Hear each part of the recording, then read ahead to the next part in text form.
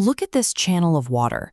The Strait of Hormuz is barely 33 kilometers wide, yet the survival of the modern world depends on it. Every single day, 20% of global oil and liquefied natural gas passes through this tiny choke point. On February 28, 2026, the United States and Israel launched airstrikes on Iran. Within 48 hours, Tehran retaliated by shutting the strait to commercial traffic. The maritime traffic stopped immediately. Hundreds of massive trade vessels dropped anchor outside the Gulf, waiting for clearance that wasn't coming. Cutting this artery halts ships, but it also immediately fractures global industrial supply chains. These are the invisible networks that manufacture, power, and feed the modern world. The United States imports virtually no oil through the Strait of Hormuz. The nations that initiated the military strikes are entirely insulated from the physical blockade. This chart compares crude oil dependence. While the U.S. sits near zero, its Asian trading partners rely on this route for up to 90% of their crude. In total, over 80% of all Hormuz energy flows are bound strictly for Asian markets.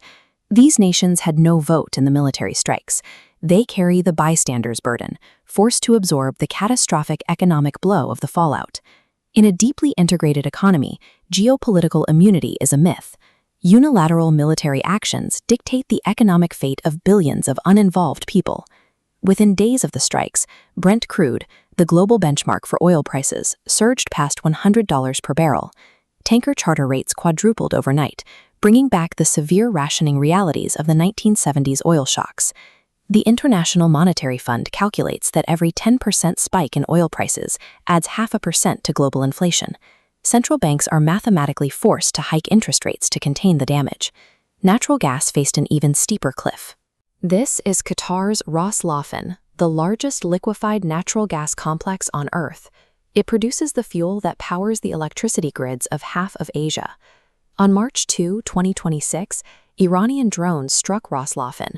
Qatar Energy instantly declared force majeure, a legal clause releasing them from supply obligations, and halted 20% of the world's total LNG production. The cascading effect hit Europe instantly. The United Kingdom, one of the closest U.S. allies, found itself with merely 2 days of natural gas reserves in storage. Higher fuel costs raise the price to manufacture goods, transport freight, and heat homes worldwide. An energy shock acts as a universal, immediate tax.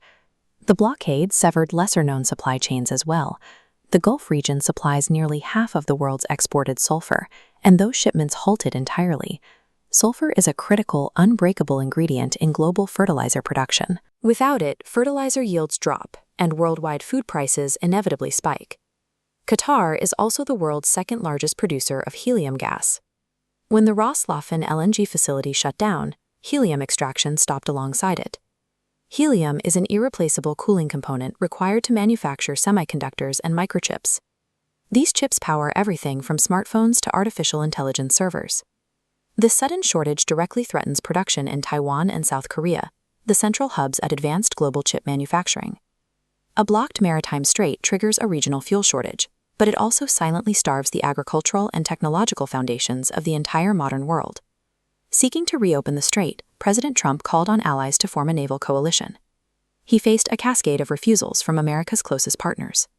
The United Kingdom declined to send warships. Spain, a key NATO ally, refused to allow the U.S. to use its air bases for operations against Iran. While Western alliances fractured, Russia quietly benefited. To ease global energy prices, the U.S. lifted sanctions on Russian oil, a decision that handed Moscow an estimated $10 billion windfall. The terror of economic collapse proved stronger than historic military treaties. The Western alliance fractured at the exact moment it demanded unity. This chart tracks India's strategic oil reserves. India imports 90% of its crude oil, yet holds less than 30 days of emergency supply, making it the most vulnerable major economy on Earth. Lower-income Asian nations felt the impact immediately. Pakistan and Bangladesh were forced into emergency 4-day workweeks to conserve energy, while Sri Lanka reintroduced strict fuel rationing. While the global infrastructure of empty ports and anchored ships sits paralyzed, the daily reality falls on citizens who can no longer afford the electricity to light their homes or the fuel to cook their food. A war waged over nuclear containment is being paid for by factory workers, farmers, and students thousands of miles away who had no say in its creation. In a highly connected world, there is no such thing as a localized conflict. When one tiny strait closes, the whole world pays the bill.